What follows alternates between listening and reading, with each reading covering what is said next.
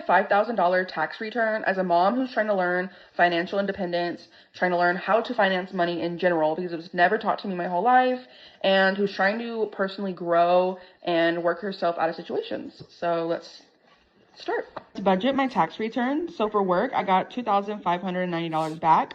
For the child, for my child, I got $2,200 back. I do split this with dad, so it's $1,100 will be going to him. But we'll just add these together for the sake of it. So 5 will be 7, 4, that is how much total. But we are going to subtract off the 1,100 because this will be dad. So dad, 1,100, mom, let's do that math, guys. I'm just going to add it up here. So it's going to be 0, 9, 1 plus 5 is 6, 1 plus 2 is 3. 3,690. Let's budget this. I couldn't decide what I wanted to put my money into, but we're going to do emergency funds, savings, because I'm trying to build a better life for my daughter and myself. I'm going to do personal for myself. I'm going to do a business, so content, things of that nature, and then my daughter, of course. So let's go ahead and break all. Yeah, I want to see this breakdown. I want to see the proportions and ratios of how that money is going to be allocated. The key things to keep your eye on is that personal, because that just means she gets to spend that however she wants. All of this up into this. So we're going to start off with at least 1,000 in emergency funds. We're going to do personal, just $100. For K-Bug, we're also going to do a good, we'll save her for last. So how about that? Business, let's do 300. Then K-Bug, we will do another $400. I'm going to do memberships. I'm going to do things of that nature like Zoom memberships, stuff like that. So that way we can go all year and it's technically free, but not technically. So let's go ahead and break this down. So let's do 369 minus 1,000. That's good. Minus 100, minus 300, minus 400. So that's all 0, of course. That's a 9, of course. Then we're going to do, this will be 8. And this then is affecting the 3 quality minus of the video, 1, ma'am. 2. We had to Just carry some use a stuff. calculator. It'll be 1890. I'm going to go check it with a calculator. I'll be right back. And of course, I was right because why And she wouldn't I still be? used it. We're going to put all of that into my savings. I'm trying to build a better life for me and my daughter. So this is. Oh, I like that. I like the way that she had it proportioned.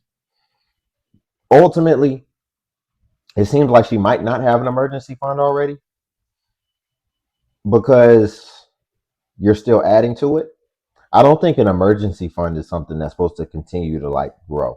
I think you should just know what your expenses are and you should have a percentage of what your percentages, what your expenses would be for a duration of time. And then you can just kind of set that. And as long, well, maybe she has to renew her emergency fund. So let me clear that up. Maybe she spent some of her emergency fund, so she's just replenishing it. So cool. That works. And then I like the fact that she still saved a huge chunk for herself. She really only took 100 personal, and then she actually saved a huge chunk. Now, I don't know if she's doing this already, but ideally, want to invest that and start having your money working for you as an employee. But she's doing better than what most people are doing out here. And especially when we're talking about getting your tax refund, most people just blow it. So kudos to her. Y'all, before we get into the next clip, if you could like the video, I greatly appreciate it. Only takes a second and it helps out more than you know. And also if you could hide. Conversation of taxes come up, I be quiet. Because you know what? Do whatever the fuck you want to do with your money. Like, I could care less if you go on vacation, if you fucking get your ass done. I don't care. Like, I really feel like people care a lot because I think that they think you're getting the money from the government. I think that they don't know that you actually worked for that money and you're getting your refund. Like, I don't know. That's what I think. Because why do y'all care so much? Every tax season is the same thing. You know what the conversation should really be? Why are people so broke that they have to wait to a certain time of the year to get money to spend things on like to spend their money on what they want to spend it on. Why is it that a certain group of people have to wait every January, February, March, April to be able to just live a little? That's the conversation. We need to change the narrative, and we need to start talking about that. You know what's crazy? She came in hot and heavy. And what I mean by that is, like, in the first 10 seconds, she said a bunch, she was cussing like a sailor. And then for the duration of the rest of her video, she didn't say another cuss word. So why make that your first impression? Because that was all putting to me at first. And I started paying attention to that. But then you didn't cuss again. So you clearly don't really speak like that naturally. So why just come in that way? And this is how a lot of these ladies will do. Like if you take them on a date or something, fellas, I know y'all can speak to this. They'll just be coming in talking crazy. You be like, oh, bring it down a little bit. Just kind of embarrassing, honestly. But let's address what she's saying. Listen, I like to view the tax refund as something extra. That should be something extra. And just a rule of thumb, anytime you have any extra income or revenue that comes across your desk, I think you should always just make a habit or have a rule to save a good chunk of that, a good percentage of that. Because you should always keep something for yourself. And as you continue moving through life, time keeps going on. So how crazy is it when you come across people who have been working for 20 years and they have nothing to show for it? That's the worst feeling ever. Working for all this time, you're actually fatigued, you're actually burnt out, and you're actually looking for some relief, but you know that you'll never be able to really get over that hill because you actually don't have nothing to show for it. So you're really still at ground zero. So that's why I say make that rule, make that habit of keeping a little something for yourself. That way you can always just know that at least you have something to show for the lived experience and the work experience and just life, the ups and downs of life. It's just good to have something to show for it. And it actually does kind of take the edge off a little bit and kind of relieve some of that stress so that you're not in such a survivalistic state. I don't know how much taxes that y'all got, but me, baby, I'm blessed. Thank ya. Y'all talking about I'm gonna spend all my taxes, baby. No, Wait a second. Wait a second. Oh my goodness. I had to cut in as I'm reading this caption. This is that lady. Man, she's on government assistance too. So she's on the tax side now. She must just talk about a lot of different things. But it says 30 years old with 12 kids. Yep, she got 12 kids. Spending her 20K tax refund, moving from a 3-bedroom to a 1-bath into a 5-bedroom, 2-bath. Y'all know we have to address that. I'm going to let her finish, but just hold that for a second. no, I'm gonna buy me a car. Give me somewhere to stay. Responsibilities. Yes, baby, I'm gonna have my things. I always, when I get my taxes, I always take care of my responsibilities first. My kids do need things, but they're not really wanting for it. Yes, they do. Um, Don't speak for them. myself, I do have to, you know, I don't have to, but I am looking for a bigger place. Because my kids are much older now and they want their own room, and I think they deserve their own room. And I need more space for myself. We are in a 3-bedroom, 1 bath, and we have 12 kids, and that's me and my husband. So, how the fuck is that working? Like, we gotta move ASAP. I don't know about you, but I already got my wigs and my nails done, so I don't need to buy that. Thank you. I find This lady is off her rocker. Off her rocker. She talking about her kids. She's talking about, fortunately for me, my kids don't want for nothing. They just don't have an appetite. They just don't want anything. Fortunate for me, so I can keep buying my wigs and getting my nails done. Ma'am, ain't that convenient? I think you're conveniently, cognitively, dissonantly ignoring that your kids want things, because I don't know of one kid in the world, especially the US, that don't want a lot of stuff. And you got 12 of them. So you're not going to tell me that all 12 of your kids, they're just happy and grateful for water in the Bible. Okay? Now, let's talk about the logistics. Because I'm quick to tell somebody with a bunch of kids to go get a studio apartment if you can't afford what you're doing. But do not get me misunderstood. That is crazy how she's living. Put this in a perspective. She says she has a 3 bedroom, 1 bathroom. 3 bedroom, 1 bathroom. Now, if I'm not mistaken, I think this woman also has a husband. So, 12 kids, her and her husband, that's 14 people in a 3 bedroom, 1 bathroom. I know that bathroom, especially if she got that wig on and all that type of stuff. I know that bathroom is a whoo, oh my goodness. I can't imagine. But let's stay on point. Let's stay on track. Let's just break this down for a second.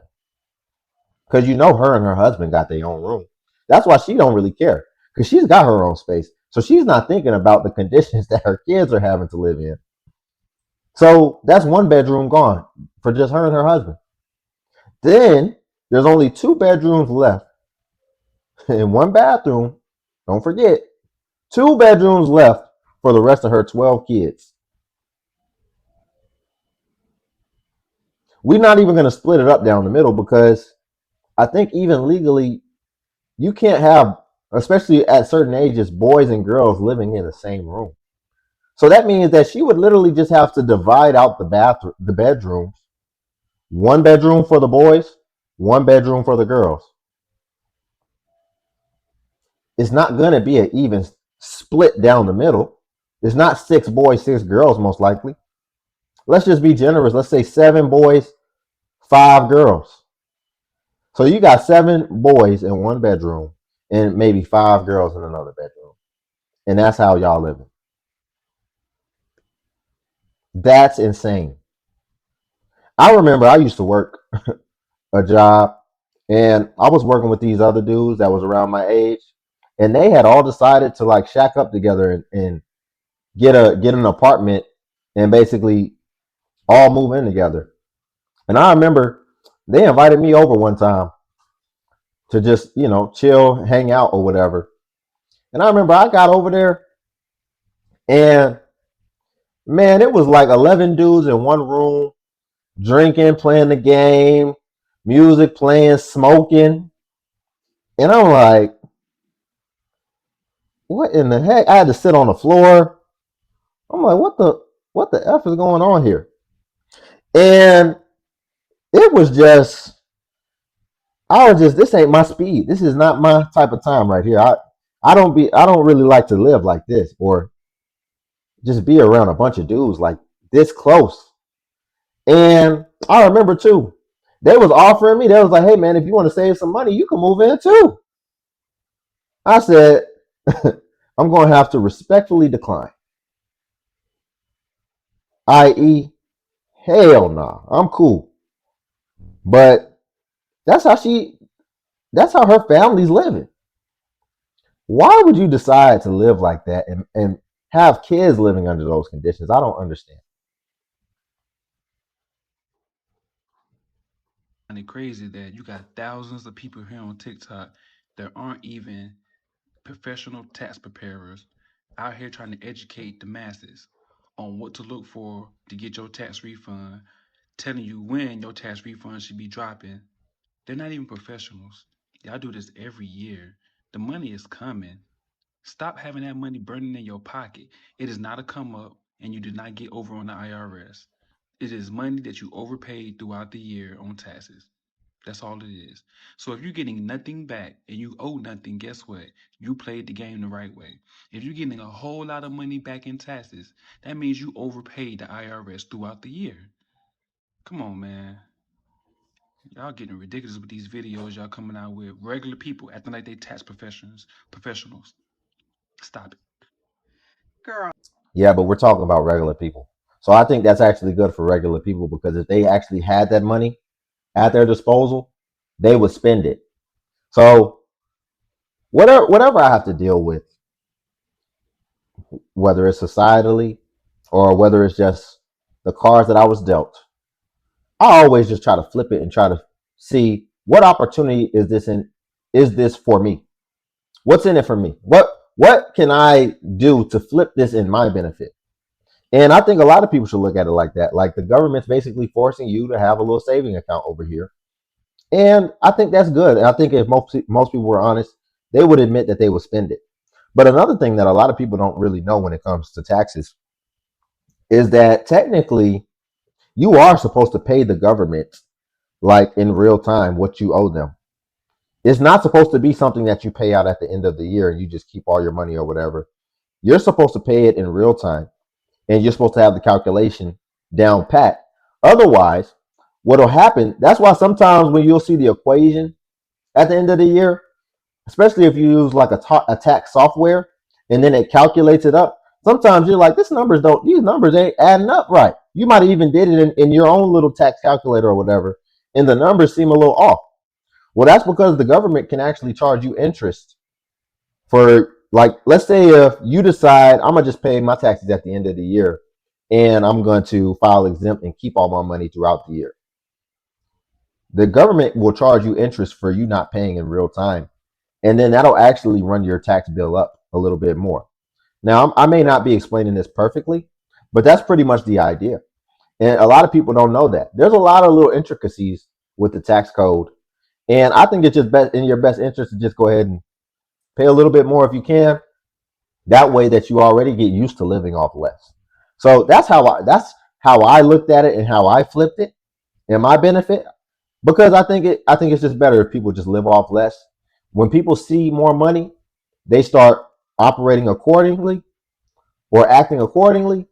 And then I don't think most people will be prepared if they made a mistake and then found out that they owed more.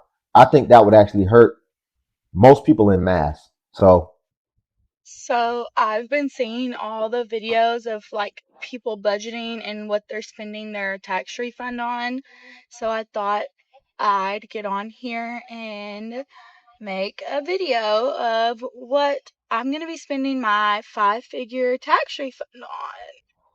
Purchase number one, I'm going to buy that little monkey from that zoo that got punched and likes the little teddy bear, the viral monkey. I'm buying that monkey. Yeah, that's gonna be the first purchase. Then I'm gonna buy a new car. Set my tax. why does she have to keep doing all this? Did you actually come on to actually do a video and do content? Or did you come on to just be cute and basically advertise yourself? It's coming off as the latter. That's how it's coming off. It doesn't even really seem like she has her thoughts together. It seems like she's just feeling cute today. And so she decided she's going to come on and show her face so that she can get some validation, possibly. Taxes. So I am really stuck between the 2026 expeditions and the 2026 Yukons. But I asked Chat GPT which one I should buy, and they said the expedition because it's like more high tech and stuff like that. So I think I'm gonna do that. But and it's cheaper than the Yukon anyways, but money's not a problem because I got my tax refund. And then I'm also gonna invest in like the Seven Brew franchise. So Really? I'm gonna open up a Seven Brew, wait on it.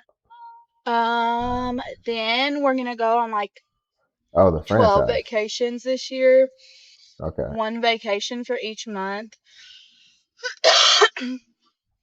And we'll have to do 2 vacations in 2 months. Like 2 different months, we'll have to do 2 different vacations because we didn't get to go on a vacation January, February. So that's what we're gonna do. One vacation for each month. Then I'm gonna buy like a new pair of fig scrubs. I'm just gonna buy every pair that they have, like in every color, because the ones I have, I got from the Goodwill mostly, and Do y'all want to keep watching this? I'm curious. Inquiring minds want to know. Do y'all want to keep watching that? So obviously she's in a car with her family. Her husband's probably driving. I still think she might be advertising though. He better be careful. But and her kid or whatever. But it's kind of clear who's the brains behind that operation. I think she probably like just is very imaginative and just has a lot of ideas. And then I think probably her man just makes everything materialize and happen, right? And I think that's how that dynamic might go. Ma'am, yeah, I'm gonna just keep it cool. But I'm gonna just speak on the Seven Brew franchise. At first, I thought she was saying like she's gonna invest in a stock or something. I doubt that they even have a stock. I don't even think they would be IPO, honestly. But then it came out that she was saying a franchise. So it looks like she may invest in possibly owning a franchise. Maybe that's what her husband wants to do or whatever. And she probably got a nursing job, so they probably make good income. But